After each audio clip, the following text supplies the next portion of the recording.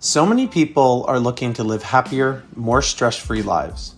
We provide interviews from mental health experts across various fields because we know finding quality information isn't always easy. Let's find more sanity together. Welcome back to Sanity Podcast. Today we have Dr. Erica Rozmid to talk about dealing with high-intensity emotions, uncertainty, and disappointment, utilizing both dialectical behavior therapy and cognitive behavioral therapy. The topics talked about today are useful for various situations and age ranges and can also help with coping with the impacts of COVID-19. Dr. Rozmid is currently a postdoctoral fellow at CBT Dbt California and Harbor UCLA with clinical research and academic backgrounds at Stanford University, NYU, Kaiser Permanente, and Lincoln Medical and Mental Health Center.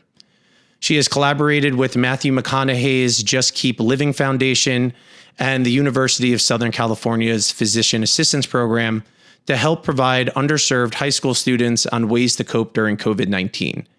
She also contributes to a weekly blog to assist parents during the pandemic and conducts research and has presented at the Associations for Behavioral and Cognitive Therapy and the Anxiety and Depression Association of America. Now on to the interview.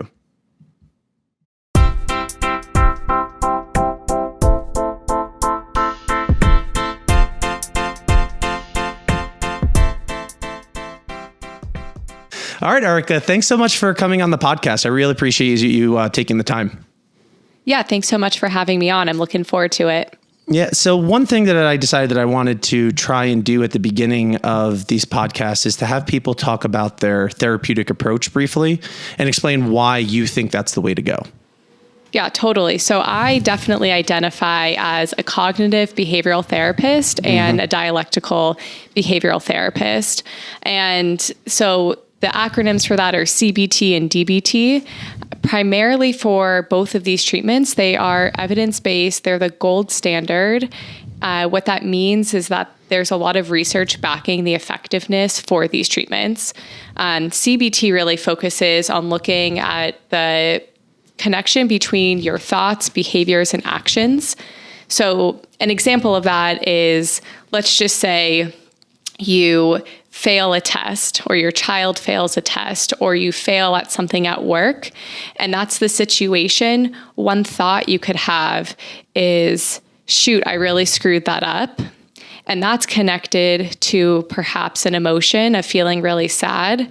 And behaviorally, that can look like, because you have this idea that you screwed up, maybe next time you're not going to speak up at work or you're not going to study for your test. So I really work with kids, teens, and adults to challenge the thoughts and do different behaviors to change the emotions. Mm-hmm. Okay. And then, so CBT is more based in changing the way that we think and then also changing the way we behave to change our beliefs. Like under our deep beliefs, so we're happier and healthier and reacting and acting better. So now, what's DBT? Yeah, so DBT is really kind of one step forward. So if you think about a thermometer of an emotion, let's just say there's a thermometer of emotions from a scale of 0 to 10, and 10 is the most intense you've ever felt of anger or sadness, and 0 is not at all. When we get to an emotion of an 8, 9, or 10, so that's really intense emotion, it's really hard to challenge our thoughts or beliefs. If you think about the last time you were at your 10 out of 10 emotion and someone asked you to challenge your thinking, it's really freaking hard. So when we get to a 10 out of 10, some people may act more impulsively, and DBT is really about regulating emotions so that you can use more of those cognitive behavioral techniques. So you're telling me that when people are really emotional, they're not rational? I've never experienced that in my life ever. Yes. I always say, show me a person who's at a 10 out of 10 of emotion, and challenge your thinking of like, are you actually making rational decisions? I have not found that person. And I'm thinking about earlier times in my life where somebody was really mad and I was like, oh, maybe you should be acting differently. And that didn't go well either. So ever, right? I think challenging when you're at a 10 out of 10 is just super ineffective. Okay. So it sounds like maybe your model here, and you could tell me if I'm getting the bridge correctly, is that you use these DBT or things to like calm down the emotion when emotions are really hot, and then use that afterwards when the person has less emotional intensity, to use the CBT skills to work through like evidence to change and see if they're thinking correctly, or look at ways that they could act differently that's more beneficial to them emotionally and actually like in their environment. Yeah, exactly. And really, DBT at first, dialectical behavior therapy, was created for people who had more suicidal behaviors and more self-harming behaviors, but now it's actually been adapted for people with anxiety and depression. So I really like the concept. We all get to a 10 out of 10. So I really like that framework of using the cognitive behavioral therapy techniques when you're at a 7 or below of emotion. Okay. And, I'm much more of a CBT guy. Like I know about DBT and probably more than the average person, but I wouldn't say that I'm an expert in DBT at all. So I was actually looking forward because I know that from my understanding, is that you came from more of a CBT background and you're learning and you've gotten more mastery of DBT and you've learned how to marry them together. Yeah, exactly. And that's something that I've been wondering as well. If I do, which I'm trying, actively learning DBT now, how do I marry it with the CBT? So I think that's going to be like interesting to hear what you have to say about some of these strategies you're going to talk about today. Yeah, very cool. Yeah. So it sounds like you've been doing some really cool work out in California. I know one foundation, and I forget the name, but I know it's Matthew McConaughey's foundation. Yeah, it's the Just Keep Living Foundation.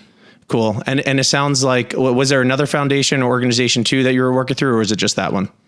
Yeah, so it's that one. There's also, I've been working with University of Southern California's. They have a pipeline program helping underserved children. And I'm also going to be working with a couple of other nonprofit foundations in the LA area. Oh, cool. So like, what is the work or that you've been doing like for them? Like, what are these presentations or workshops about? Yeah, totally. So basically, once the pandemic started, I think a lot of high school students have been really struggling to cope during this time. And so part of my initiation working with these organizations was really to give my resources and reach out to them to provide their foundation, their high school students, teachers, coaches with coping skills during the pandemic. But what I really love about the work is that these skills are really helpful for pretty much any human being. And so I'm able to tailor the presentations and workshops to whichever audience I'm really working with.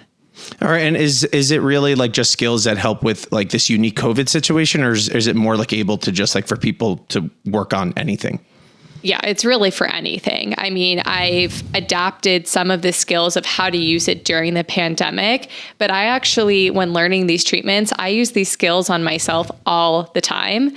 And so I just thought about, okay, well, what am I struggling with right now during the pandemic? What are things that I've really had to face, and figuring out how other people are struggling too. But really, these skills can be useful for any point in your life from 5 years old to 90 years old. See, I love that you said that you use them on yourself, because the way that I've been trained, and I think in our models, is that the best way to become a good therapist is to use the skills yourself. Yes. Yeah. It's definitely hard in the moment when you start using the skills yourself, because I have to recognize when I'm at my 10 out of 10 of emotion. But I actually use the skills, and then I'm not just preaching, I'm really practicing the skills that I'm teaching my patients. Yeah. And I think it actually gives you like empathy and insight as to the barriers or problems that other people might get into trying to implement the skills, because you get it. You've been there and you've been like, oh, this is so hard to do right now. Like, I'm just, what's the point? Exactly. And even noticing that I forget to use the skills, I think that's where I have the most empathy of like, oh my gosh, I totally missed that.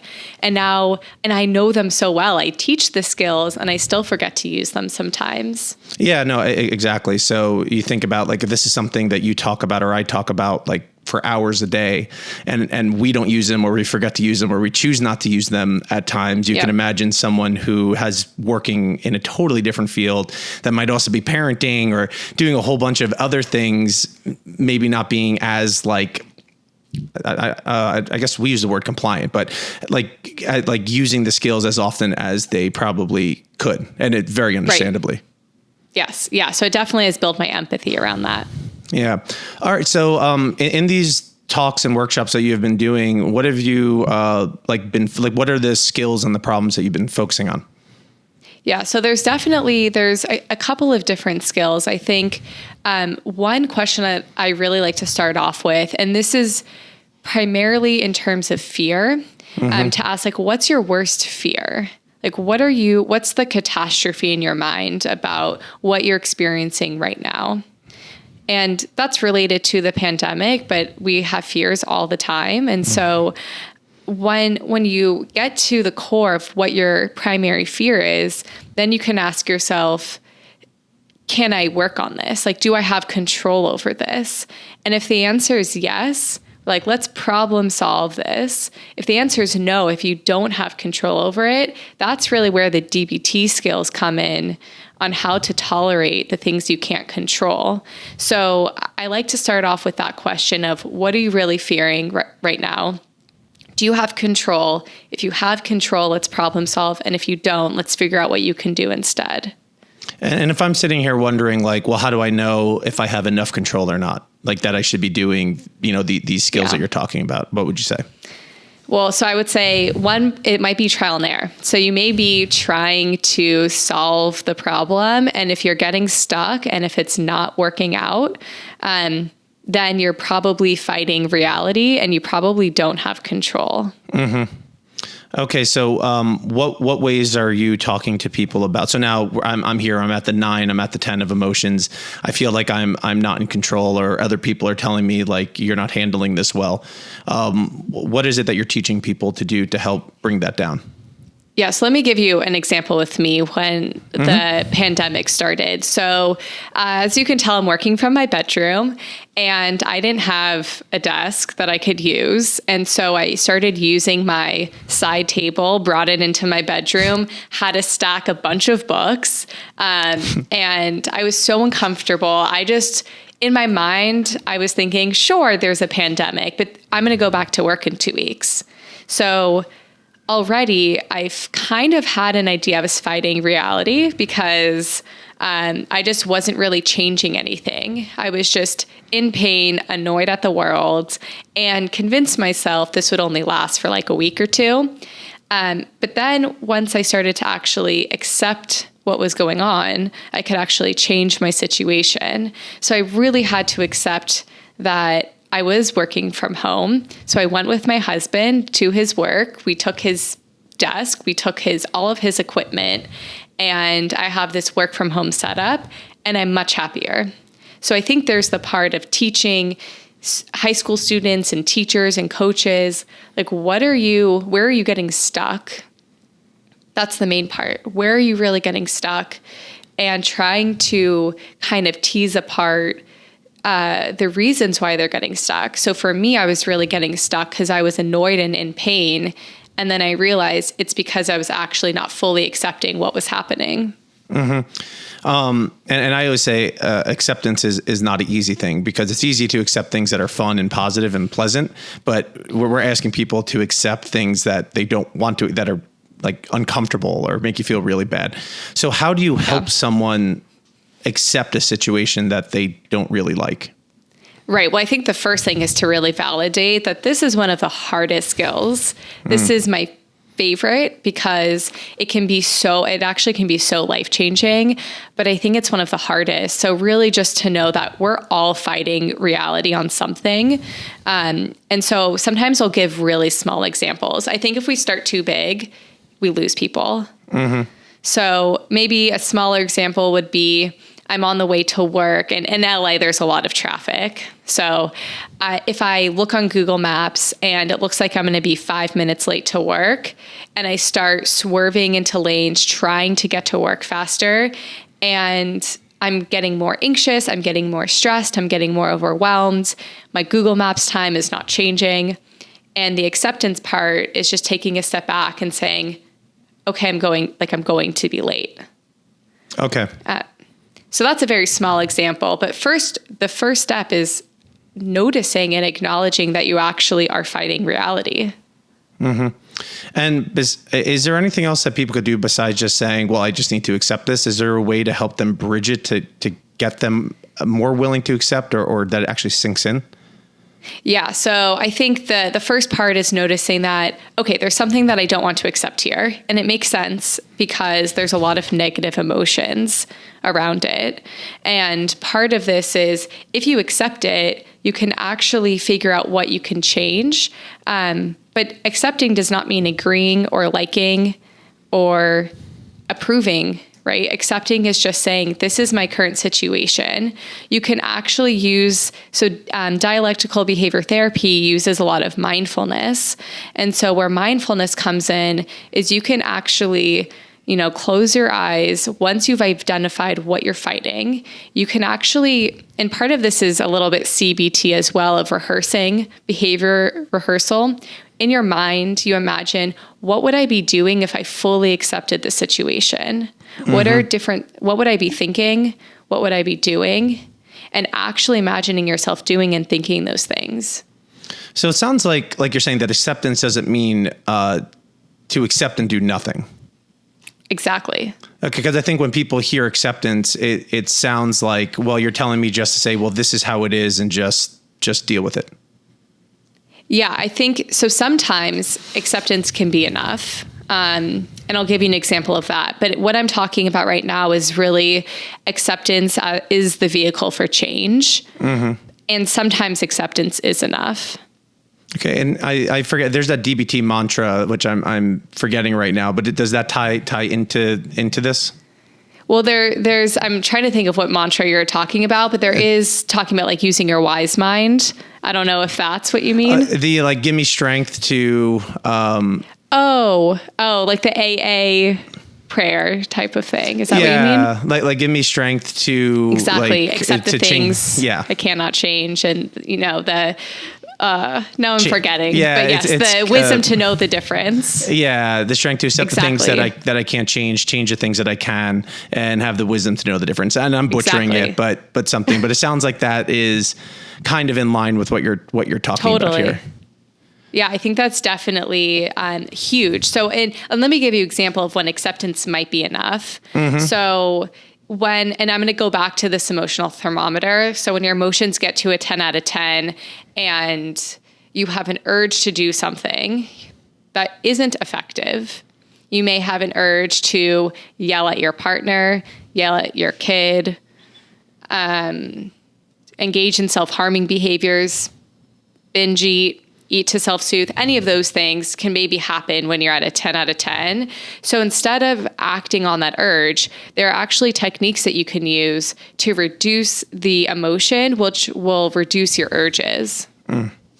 Okay. And what sorts of techniques are you talking about? What do you do? What are these techniques? Let us know. Yeah. So, okay. So this is one of my favorites. And if I, didn't have some mascara on, maybe I would do it right now. But part of it, so there's a skill called tip the temperature.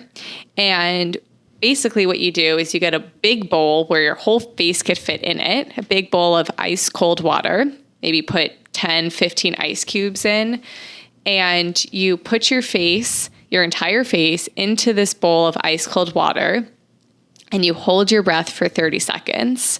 It activates the dive response, which is actually, mammals have this. And if you've ever been scuba diving, this actually activates as well. And basically it's the body's way to conserve energy. Your organs start to kind of shut down in a way. So if you're at a 10 out of 10 of emotion and you do this for 30 seconds, most times for most people, it will bring you down to like a 5 or 6. How many seconds did you say?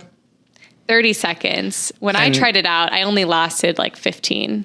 Yeah, I don't know if I could hold my breath for 30 seconds, but I haven't tried since I was like 10. So it's really hard. It's so cold. And I'm assuming you could take your head in and out as needed? Yeah, so you could try it like over and over again. I actually made my husband try it out, and his heart rate went from a 75 to a 43. Wow. In 30 seconds? In 15 seconds. In 15 seconds. Yes. Let's say after 30 seconds, I'm dunking my head in this ice cold water, and I'm still like, so I went from a 10 to a 8.5. Can I just do it again? Like repeat this? Is there a problem if I do it like multiple times? So actually, then it's, if you go from a 10 to an 8.5, then it's actually done its job. Okay. All right. So what's the goal? What's the goal? Like what's the maximum minimum goal here? Well, the goal is to not act on the urge that you have when you get to a 10 out of 10. It also can help bring down. So if you go to an 8.5 out of 10, you could try it again. It may not work. You could try other skills, and which I'll go over in a minute. There are some skills like self-soothing, using your 5 senses to actually feel good. Mm-hmm. And then the other part is if you're at an 8.5, it may just be tolerating that moment until it comes down, because whatever goes up must come down, until you get to a 7.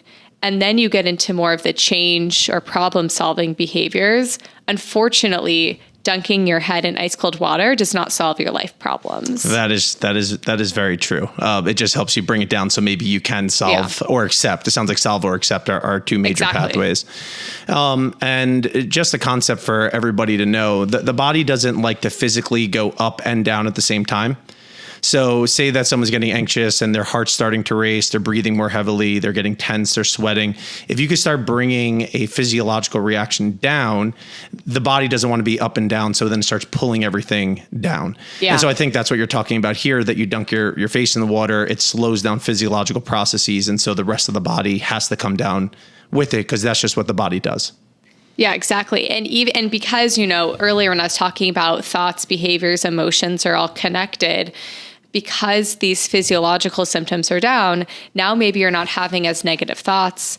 Maybe you're not having those urges anymore. So it's all connected. I really see it as if you can disrupt the model of emotion, behavior, thoughts, physiological symptoms at any point, you've disrupted the cycle enough where you can actually start changing the way that you're thinking. Mm-hmm. And I think a lot of people have learned or heard about deep breathing, whether themselves or kids, or everybody knows about deep breathing.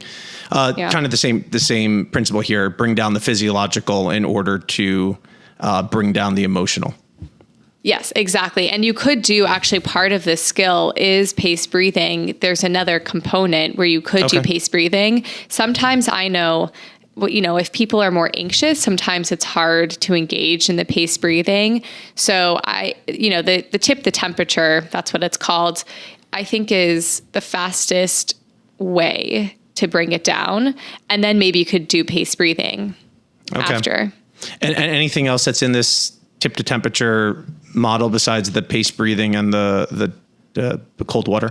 Yeah. So there's T, which is for tip the temp. The I in tip is intense exercise. So this is where you can actually, let's say you're ruminating in your mind, where you keep thinking about maybe saying something in your friend group that you didn't mean to say, or you got fired, or you got broken up with, and you keep ruminating in your mind, and it's increasing your level of emotion. Intense exercise may mean going outside, running as fast as you possibly can, or doing as many jumping jacks as you can for a few minutes to get you're actually getting your heart rate up, but you're so focused on what you're doing that you're no longer thinking about the thing that got you really stressed out. And I would imagine that you're actually burning energy too. So that's part of, because after you work out, work out intensely, everything drops. So it's almost like we use that diver response with the cold water to bring everything down, or we bring everything really up physically through exercise to then at the end have the drop down effect and bring you down. Yeah, exactly. And then does the paced breathing work on the same like principle? It's just sort of, and what's the difference between, obviously paced breathing means that you're just at a regular pace and deep breathing is slower. But why use paced versus deep breathing? Yeah, so for the paced breathing, there's actually two components to it. There's paced breathing with something called progressive muscle relaxation. So this is also very much in line with a CBT, cognitive behavioral therapy technique, where if you're able, the whole point of the paced breathing is to really have the exhale longer than the inhale. So when you're breathing in, you actually want the exhale to be longer, which will slow your system down. And a lot of times, physiologically and physically, we tense our muscles when we're stressed. So progressive muscle relaxation is a technique to squeeze and tense your muscles and then release them. So you're forcing your muscles to relax by tensing them up. And both of those paired together can create this really nice calming effect. Okay. So that's the tip to temperature sort of technique and area. And exactly. Is there anything else, like, is that the main focus of these talks, or have you been going into other areas as well? Oh yeah. So I definitely have been going into other areas. I think this is the first one. If you are feeling kind of paralyzed and don't know what to do, this skill is just a really nice way to get grounded. But there are some other skills that you can actually do to feel good. Right? Like, these skills may not make you feel good. They might just make you feel less bad. So I also think doing something for yourself, one thing every single day to create some positive emotions will be really, really helpful. So one skill I teach is about using your 5 senses to actually get grounded and create some positive emotions. Like, one example is burning your favorite candle and just watching the flame, taking a bath, eating something. And there's even so far to go, like, if you're going to eat your favorite ice cream, rather than mindlessly eat your ice cream and perhaps eat the whole pint without even knowing, there's actually a way where you can be more mindful about the eating so it actually feels good and tastes better. And, mindfulness meditation is like a hot topic now, just like in society. And for those of you guys that ever did like Headspace or parts of the Calm app, like that's generally mindfulness geared. So you might not know that you've been doing mindfulness meditation, but you have been. I would imagine that if you practice mindfulness meditations, it would make you better at this part where you're doing like the 5 sense grounding, which sounds like a mindfulness grounding, or eating mindfully. And it sounds like taking the bath. It's kind of just like being in the moment and experiencing it rather than having your mind thinking about everything that might be worried about. Exactly. I think, for food, people have sometimes a trickier relationship with food. So it's like, if you're going to go and eat something, you might as well enjoy it, right? Rather than feel shame about it after. And so the mindfulness is just being really aware in the moment, what's going on around you, what's going on inside of you. And for the mindfulness that we talk about in therapy, it's really about focusing your mind on something like your breath, but then also expanding your mind to know what's going on outside of you. And both of those things together can actually, there's so much research to show that having a mindfulness practice, not necessarily meditation, but just some type of mindfulness practice every day for 3 months can reduce suffering and increase happiness. That's great. And I know there's different ways that mindfulness help people. I know one is that it helps you become here and now focused. Because generally when we think about the past, we're thinking about how we messed up or how somebody wronged us or how something went poorly. And when we think about the future, oftentimes you're thinking about how things might not go so well or something bad might happen. So if you're focusing on the now, and then you're not having a lot of these negative predictions or negative memories, which makes you more grounded. Yeah, exactly. And that actually kind of brings me to like another part that I think is really cool about dialectical behavior therapy, which is that there are these dialectics. And what that means is that there are 2 things that are seemingly opposite. Well, they are opposite. And it seems like they can't exist at the same time.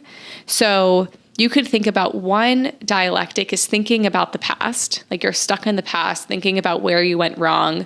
The other side is thinking about the future, worrying about what you need to do tomorrow, worrying about what's going to happen in the pandemic.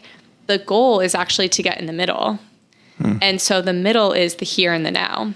So there's a spectrum, and these dialectics come up all the time. And the goal is like, once you find that balance, once you get in the middle, that's where you're that's where the reduction in suffering can really come from. It kind of makes me think about me when I'm trying to eat healthier. Like I want to eat really like amazingly tasty food, but I also want to eat like really healthy food. And it seems, and I mean, unless you're like, I mean, I know some people are really good cooks and they're able to just like combine those together. Not but me. Yeah, no, not me. I mean, even though I'm doing this from my kitchen, what I do here is very, very basic. So it sounds like a dialectic there, like sort of finding it in the middle where it's healthy, but tastes good enough so you could eat it. And it sounds like, at least coming from this dieting sort of metaphor, that it makes it more sustainable. That if you find yourself in the middle, that you're able to persist longer. Yeah, totally. Because I think with food, on one side will be, sticking to this really intense diet of like raw food and vegan, and that's totally fine for some people. On the other side, it might be binging junk food. So everyone's spectrum might be different. Everyone's middle might look different, but it's thinking all about as humans, we flip-flop so easily between the two opposites. So I think if we're able to get in the middle, with food or with our emotions, that is where we will have this aspect of feeling really peaceful. So how does someone know that they're in a dialectic like situation? How can they identify it and maybe like put it down on paper or mentally sketch it down?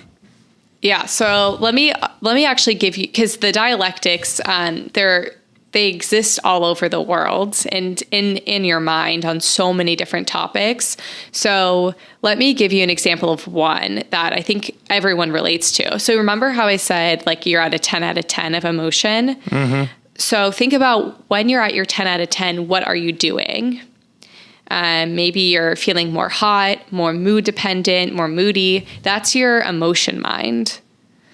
On the other hand, there's something called reasonable mind, which is basically when you're doing your taxes, if someone is giving me hand surgery, I want them to be in reasonable mind, which is just the logic, just facts, no emotion. So the middle is actually called your wise mind, where you're using both emotion and logic. So if you find yourself in a dialectic, you might notice that you are in an extreme. You're either all or nothing, you're hot or you're cold, but something just doesn't feel right. Like you just don't feel like you're really getting all aspects of what's going on around you. So if you're dating someone and you start yelling at them and they did something to piss you off, and later on you're like, shoot, I shouldn't have done that. That might be an idea for you to think, maybe I was in a dialectic. Okay, so you sort of get that emotional sense that, or I mean, I get cognitive verbal, but you get this sense that something didn't go right. Something didn't go as well as it could have. Like something feels uncomfortable here. Yeah, like something seems a little off. And I think that's really vague, but in terms of the emotion mind or reasonable mind, that seems more concrete. Like we all get in our own emotion or reasonable mind. So you can actually jot down, like, when am I in my emotion mind? When am I in this reasonable mind? And what does it look like to be in wise mind? Mm-hmm. Or with eating, you can write down, what are the things I'm eating when I'm on this one extreme? What am I eating when I'm on the other side of the extreme? And what does it look like to be in the middle? Mm-hmm. And I think if you're able to really understand what you're doing in each of those extremes, it will help you figure out if you're in that dialectic. So, a lot of people that like have anxiety or intense emotions, they start mistrusting their emotions. Like my emotion must be wrong. I must be feeling wrong. And they start doubting whether they should be feeling a certain way. So what do you say to somebody that says, well, that's great. You have this wise mind that has the emotion and the reasoning, but I never trust the emotion. Like, I don't know if I should trust that. How could I possibly take that into consideration here? Yeah, that's really hard too, especially when I'm in emotion mind. Sometimes it tricks me that I'm in my wise mind. I don't know if that's ever happened to you when you're like at your 10 out of 10 and you're like, nope, this is definitely the wise thing to do. Mm-hmm. That definitely happens to me. So I think the idea is when you're in that wise mind place, you're usually not questioning. It's really this kind of intuitive knowing. And there are actually some practices that you can get more comfortable with your wise mind. In the moment, you may not know it, but it's kind of like working out and flexing that muscle. We all have the ability to really trust our emotion, but it definitely does take practice. So I think knowing when you feel that intuitive knowing, or even just when you made a decision that incorporated how you feel and the facts, that's technically wise mind. So it takes practice, but I think part of it is knowing when you made a decision that you felt really good about. So even when your emotions are really high, is there information that you could then pull from that to get more towards that wise mind? Yeah, yes. And it definitely takes a lot of practice. I think when at first you may just be looking at what are the things I do that I don't like or that I regret or that are ineffective? Like, where do I get into trouble? So again, on one side of the extreme, it could be self-harming, suicidal behaviors. For others, it could just be feeling more on edge and being more irritable and, and maybe raising your voice or yelling at your kid more. So it's looking at the behaviors of outside of it, where are the behaviors you don't really like or that get you into trouble or make you feel worse. And then you can figure out that's my emotion mind. I think you have to kind of humanize it a little bit and know what your emotion mind looks like. Yeah. And it sounds, but like in those situations, it sounds like every single time was having high emotion, even though if they didn't like the way they reacted, it signaled something that they weren't happy with or they were uncomfortable with, like their child's behavior or how a partner is treating them or reacting to them. So like what set off the emotion might be spot on for their experience. Yeah. Yeah. So things can definitely be spot on. And for their experience, I also think, all we can do, unfortunately, is actually change the way that we're responding. I mean, we do know behaviorism and we know how to influence people, but unfortunately we can't control people. That would be nice, rather than changing my reaction to my husband, I'd love to change some of his behaviors. And so all we really focus on is where do you want to be ideally? How do you want to act in these situations? What actually feels good for you? And once you identify that, there are ways that you can actually just practice, even just asking yourself, is this a wise mind decision? Sometimes that can get you thinking a little bit differently, or don't necessarily trust your emotions. They might be true, they might not, but just have a little bit of curiosity about it. So in this area that you're doing, were there other skills that you're working on as well with people, or is it mostly the tip and the wise mind? Yeah. So this is talking about the wise mind and the tip, the temperature, and the self-soothing. All of those are really more acceptance based, right? You're not really doing things to change. It's more about tolerating the moment, thinking of, the wise mind isn't really a skill. It's more of a way of being. And then on the other hand, that's where the problem solving really comes in, which more of the cognitive behavioral therapy techniques. And, that's how I kind of think about it. That's really where that comes in, about when you do have control, what can you do to feel better? And what sorts of things have you been talking to people about in that realm? Yeah. So if you think about, again, during this pandemic, there are things that we do have control over. We have control over what we eat, how much we exercise, your nighttime routine. I think because when there's a lot of uncertainty, it's really important to focus on what you do have control over and getting a lot of consistency. So there's a lot of research to show that having a consistent schedule can actually, put you in a headspace to feel like you have more control over something. So you can actually think about, if you make a Venn diagram, things I have control over, things I don't.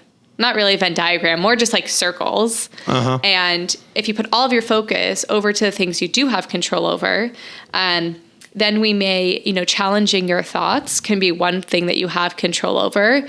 Or if you have a lot of fear, anxiety tells us to avoid. So if I'm working from home and I don't, it might be a lot easier to avoid. I will clean my kitchen and my house before I write my notes for therapy.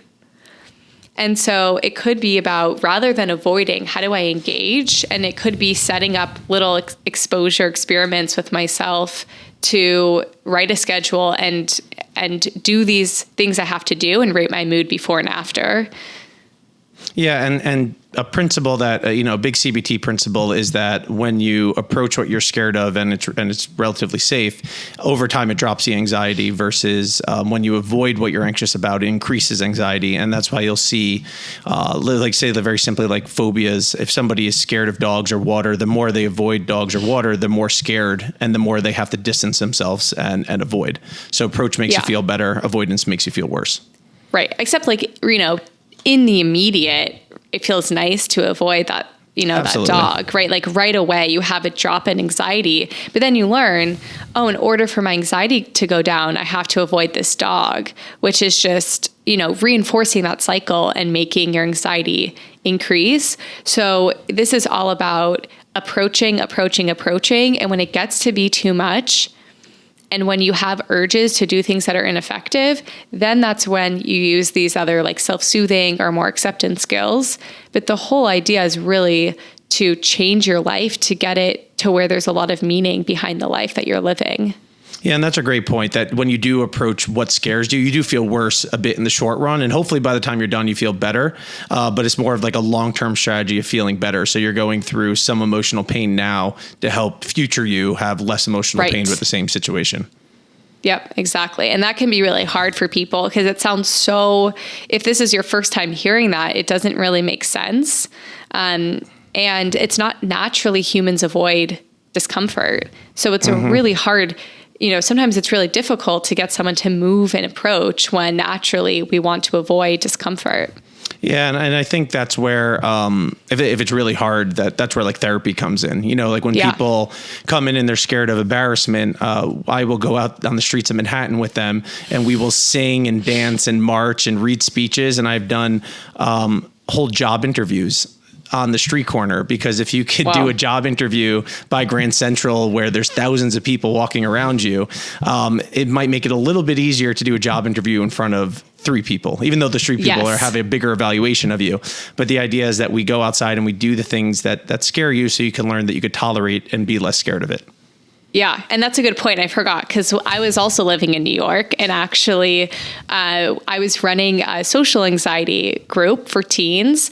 And, if you know anything about New Yorkers, their faces can be really scary. And so after this 8-week social anxiety group, we went to the subway platforms and literally sang and welcomed people off the train, which is scary for anyone. And can you imagine? It's so scary for someone who has anxiety. And it's like, if you can do that, if you can go to the platform and sing and welcome New Yorkers off the subway during rush hour, you're golden to speak up in class. Exactly. And I would do that in front of Grand Central.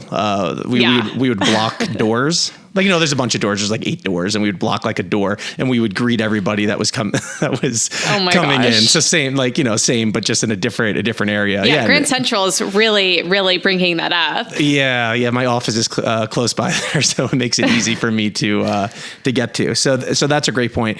But in the way that you practice, it sounds like when you're doing exposure and the exposure has tilted you over the edge, that you advise using one of the coping skills. Yeah. So like let's say you're about to do an exposure, but then you get to a point where you're like, I can't handle this and I'm going to do something that will be harmful. Then that's the point where we bring in the other strategies. But I'm very, a lot of this is actually in dialectical behavior therapy. A lot of it is actually emotional exposure. And so it's just about experiencing the emotion without acting on the urge. So I'm always thinking about exposure, but sometimes it looks a little bit different. Okay. Yeah, I see what you're saying. So more of like feeling and learning how to tolerate feeling bad. Yeah. And sort of sitting through it, but then when you can't do it anymore, having the skills so you feel like you have a safety net. Exactly. Yeah. Yeah. And with emotional exposure or having better tolerance to distress, that takes time, right? So the more and more that you do it, the more of a callus you get, and that callus gets stronger and stronger, so you could tolerate for longer and longer. Exactly. And I think that's really where therapy can come in. So there are a lot of great self-help books out there. And I think once people go through those, cognitive behavioral therapy or DBT books on their own, and they're still feeling stuck, that's really where it's helpful to have a therapist guide you through. Because again, naturally, we avoid discomfort. Mm-hmm. And so there's going to be a point where you might say, like, I'm not going to do this, or like, why would I do this? It's really hard to get to that point. So having a therapist guide you through those exposures can be much more effective. Yeah. And oftentimes when people are thinking about anxiety or other sorts of negative emotions, they think purely about the intensity of the anxiety and wanting to dial that down. But just like there's pain tolerance, there's anxiety and distress tolerance. So if you have more anxiety or distress tolerance, you're able to operate and tolerate higher levels of anxiety, distress tolerance, just like how people could tolerate different levels of pain. Yes. I love that, because I talk about your emotional kind of tolerance in terms of salsa. Oh, and like the dancing or the food? The food. So, the food. If you give... I was thinking dancing. I'm glad I asked. Funny. If like a ghost pepper is really freaking spicy. Mm-hmm. And if you give people a ghost pepper, most people will be like, this is really spicy. And they will feel it, like their mouth will get inflamed. It will be red. But if you give some people, like my friend Jenny, mild salsa, she thinks it's really spicy, like a ghost pepper. She actually her mouth gets inflamed, it gets red. And so the idea here is we all have different tolerance to emotions, and it's to keep eating the mild and the medium salsa, to keep exposing yourself to those emotions, so that at some point your tolerance for emotions will be higher, and then you can actually experience more without feeling the need to avoid or act impulsively. Mm-hmm. So I guess in a nutshell, it's not just about bringing down anxiety, but bringing up how much you could tolerate anxiety. And I keep saying anxiety, but also any sorts of distress. I just keep saying anxiety because oftentimes people are coming in with anxiety, but there's anger, sadness, guilt, embarrassment, and a whole list of negative emotions that this is true for. Yeah, exactly. Yep. So the whole idea is about exposing yourself, tolerating emotion, and because unfortunately, we can't get rid of pain in our life, right? We can't, the sadness and anger and guilt, it's all hardwired, and it's there for a really good reason. Mm-hmm. So we don't want to get rid of it completely. And so that's where the tolerance piece comes in. That's really important about how to have these emotions and still live the life that you want. Yeah, and I think it also comes down to triggers. Like we always have triggers in our life. And I think a bad message is that, it's good to know what your triggers are. So if you could reasonably avoid some triggers like that's an okay model, but just avoiding triggers as a mantra is not a great thing. It's how do I regulate when I do hit a trigger with some reasonable trying to not, getting triggered too often. Yeah. And when you're saying that, I'm actually thinking, if you go around the world trying to remove all of your triggers, then there's a part where you're actually fighting reality. And that's where radical acceptance comes in, because there are triggers. So I think radical acceptance is accepting reality with your entire heart, body, and soul. There are triggers. There will be times that I have urges, and I can experience these emotions and be okay. Mm-hmm. So by definition, I think when a lot of people hear about radical acceptance, because you hear the word radical meaning extreme, acceptance being acceptance, means I'm just going to accept everything in life. Okay, I'm done. No. Yeah. So what is radical acceptance? Yeah. So radical acceptance this is where, like, when you start to fight reality, or when you're kind of disconnected from reality, radical acceptance is basically just saying, this is what it is. Like, this is the reality I'm living in. And it's using your mindfulness skills to know what reality is. So if, in order to going back to the example of me working from home, in order to get to radical acceptance, I first have to be aware I'm in pain when I'm not at a desk. I have to be aware that I'm taking a lot of time to set up my workstation every day. So you use mindfulness to really be aware of what's going on. And then radical acceptance is with every ounce of your heart, soul, and body, just accepting this is reality. And then you're like, okay, what parts do I need to change? But first, it's just accepting it as it is. See, I love how you're putting that kind of like in stages. So it's accepting the situation and then figuring out what you can change and trying to reasonably implement that change. Exactly. So acceptance doesn't mean do nothing. Right. Again, because I think if you're just dunking your head into a bowl of ice cold water, which is more of an acceptance skill, your life problems will not be solved. And I'm not sure if you have an answer for this, but how do you help people recognize what they can and can't change so they know what to focus their energy on? Yeah. So first, sometimes it's easy. Like sometimes they know what they can change and what they can't. The things that cause the most negative emotions are usually the things that are hardest to control. Mm-hmm. So it could be a recent breakup.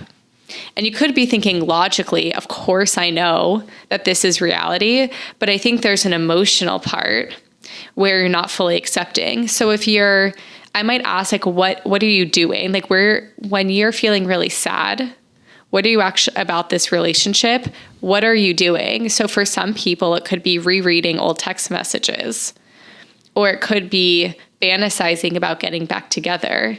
Those are signs that you're not fully accepting reality, or fully accepting reality in the way that we think about radical acceptance. Mm-hmm. You might be, again, logically saying like, okay, I'm not texting them, asking them to get back together, but emotionally you're not on board. And so it's first figuring out like, what are you doing that's getting you feeling stuck, feeling icky, or bringing up those negative emotions? And then it's about, okay, so the next time you have, what would you be doing if you had fully accepted this breakup? You probably wouldn't be rereading old text messages. Got it. I see. So yeah, you could use your behavior as sort of a thermometer for how much acceptance that you are having. Yeah. So you can look at the behaviors and then the emotions as well. So if you're feeling fine, if you're feeling great, then, and you're not fully accepting reality, then it may not be as much of a problem for you. But if you're feeling really stuck in the negative emotions, that's my cue to look at what behaviors are you doing to make those emotions stay around longer. Mm-hmm. And one CBT skill that we do to try and figure out what to focus on changing is like a simple question. Can I put it in a to-do list and do it? Because if you can make a to-do list and do it, that means that it's something that you could change. Like for example, I just re-signed my lease. But if I was thinking like, I'm really worried where I'm going to live next year, and I say, well, can I put something on a to-do list that reasonably will help with that? The answer is no, because no leasing agent is going to talk to me about a place in a year unless I'm looking to buy or some other shit, but say I'm looking to rent. So that's one technique. I mean, there's other techniques I use, but I really like, because it's so simple. Can you make a to-do list, and can you do that to-do list now or in the reasonable near future? Yeah. So I think, I think with that too, right? If you're right now, I mean, my emotions are maybe, in terms of fear, maybe I'm at like a 3 or 4 right now, maybe a 3. And so you can ask me that question, and it's very easily accessible. If I'm at a 10 out of 10, I might tell you, of course I can put these things on a to-do list. I can put my whole career plan on a to-do list when my anxiety is at a 10 out of 10. So I think that's, again, like just where the DBT skills come in, as your emotion mind might trick you that you're in wise mind. Gotcha. So you're talking about bring it down so you can more adequately go into like a skill that I had talked about. Exactly. Yeah. Yeah. And before the show, you had been talking also with acceptance, like acceptance of disappointment, acceptance of maybe, and I know that you touched on this a bit, but acceptance on things that we can't control. It sounds like you've been thinking and doing some work in this area as well. Yeah. So I think primarily with everything going on in the pandemic, there's been so much disappointment. I think for high school students seniors who couldn't have their prom, who couldn't have their graduation, for college students who were in their first year of college and had to go home, or for parents who are seeing their kids feel so sad about not having their birthday party or going to their friend's birthday party. I think there's just been so much disappointment. And so I've really been thinking. And with adults, though, also people we're going to start a new job, or people have been laid off, or some people are going to try and have kids and now they're worried, should I try or not? And some people are choosing not to. People have had to move out of places. So across the board, adults, kids, adolescents, there's a lot of loss or disappointment. Exactly. Yes. For me, I had all these trips planned and it was super disappointing. So many weddings, friends' weddings that were postponed or canceled. I think there's just been disappointment everywhere, even on Mother's Day, not being able to see my own mom, or, not being able to just connect physically with people, I think has been really, really hard. So I've been thinking about ways to just actually deal with disappointment. And I think, again, naturally as humans, we like to avoid pain. And so there could be a part where we just push away, or we may see behaviors that come up for us that we don't really like when we're feeling disappointed. But the idea is to really, if you just sit with the emotion of disappointment, if you just accept that, and experience the disappointment, you can actually start to see the intensity of the disappointment start to decrease, rather than to just avoid and think, nope, this is fine, this is fine, this is fine, when really it's not, and you're really upset. Mm-hmm. So it's almost like that acceptance piece, or that sort of tolerating intense emotion, it's tolerating the disappointment. Yeah. It's tolerating the disappointment, really experiencing it and allowing it to be there. And you can even ask yourself, when I'm feeling really disappointed, what am I thinking? What are the thoughts that are coming up for me that feel really disappointing? And if you can actually just track that, you can maybe write down, when I'm feeling really disappointed, what am I thinking? What does it feel like in my body? Maybe you notice your heart rate starts to increase or your hands get sweaty. It's just about sitting in that for a moment, and to recognize it's totally normal to feel disappointed right now. Mm-hmm. Okay. So now you're at this point where you're feeling it, you're accepting it, you feel that way, and you're allowing it in. Is there a next step to helping you with disappointment? So one thing that I actually did again because I started writing a blog. So I started writing about dealing with disappointment, and then I'm like, okay, cool. Now I felt my disappointment. Now what? I actually went into a gratitude exercise by thinking about a few things that I'm actually really grateful for right now. So, and actually spending some time on gratitude can actually increase positive emotions too. So with the dealing with disappointment, I wrote down that there are things I am grateful for. I'm grateful that I get to be around my dog all day long. What type of dog do you have? He's like a German Shepherd Sheltie mix. He's a mutt. But now, and it's funny because I take him on so many walks that he just stops walking in the middle of the street now because I take him on way too many walks. Oh, so he's tired. He's like, I'm done, lady. Bring me back. He's like, stop taking me on walks. But I love it. I'm grateful for my dog because now I can actually get out of my house more. And I'm in Santa Monica. It's super nice out here with the blue skies. So I'm actually very grateful that I can be outside more, be with my dog. And if you actually spend time thinking about the things you're grateful for, writing them down, maybe five things when you're feeling disappointed, and just focusing on that, it can actually, again, improve your mood, or at least improve the moment. So it sounds like that's part of taking a perspective taking. So you're focusing on, but you're taking a perspective on the positives in your life. And do you guys do anything else with perspective taking? Yeah. So I think with perspective taking, it could look like a lot of different ways. For the gratitude, you definitely are shifting your perspective of, and I think part of it is not the perspective shifting isn't avoiding or negating the disappointment. It's more once you've experienced it fully and you're like, okay, now what?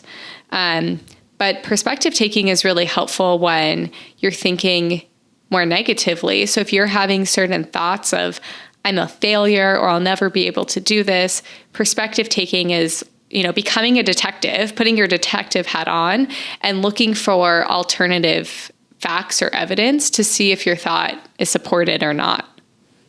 So like, I say I usually say like a scientist. But mine's a little bit more nerdier. You're just a bit more fun as a detective. But yeah, so what proves this point? What doesn't prove this point? And let's look at all that data like a scientist or a detective and come to some sort of conclusion. Yeah, exactly. Because even with the disappointment, like there could be things where you actually have maybe some distorted thoughts or maybe some more negative thinking patterns or mind traps. Those are all kind of different ways to say the same thing. But when you're in a depressed mood, your mind has more negative thinking. And so we can't, we want to put a little bit of distrust into those thoughts and actually become a detective or scientist and look for all of the evidence to say and to notice if that thought actually is true or not true or helpful. And something just like we have confirmation bias, cognitive filter confirmation bias, that when you're feeling down, you have a bias towards seeing and accepting negative things. And you have a bias towards rejecting or disqualifying or not even attending to positive things. So I think this also helps with that cognitive filter confirmation bias, because you're saying, okay, I'm going to look for the positives in order to bring that in, because the natural state is pushing it out. Yes, exactly. And I think even remembering, like when we're we just taken all of those negative data. And when we think back, it's just easy for us to think back to times that we, just going with the failure theme, it's then easier to think back to times when you have failed. And it's really hard to think of times when you've succeeded or done something well. Yeah. And I think disqualifying positives is actually an important principle here, because it's easy. Sometimes, even if it's not easy, you could remember times that you succeeded, but you could then shut it down by disqualifying it. And the funny phrase I always say, like, mind your butts, because you'll say blah, blah, blah, but blah.